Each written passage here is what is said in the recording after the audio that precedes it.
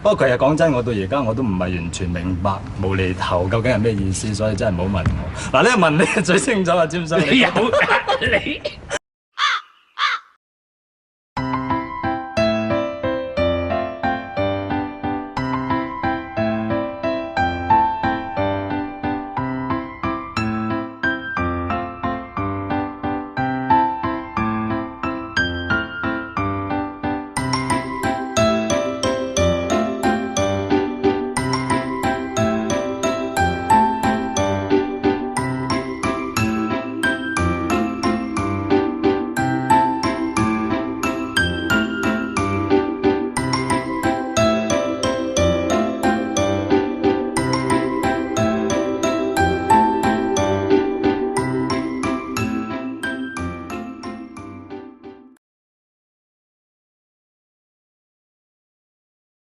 當年詹叔問我咩叫無厘頭，我真係唔知。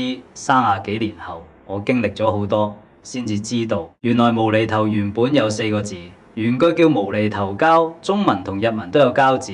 中文係指尾龍骨最後一節，日文係指臀部或者尾巴。日劇一公升眼淚，女主角就叫澤膠英龍華。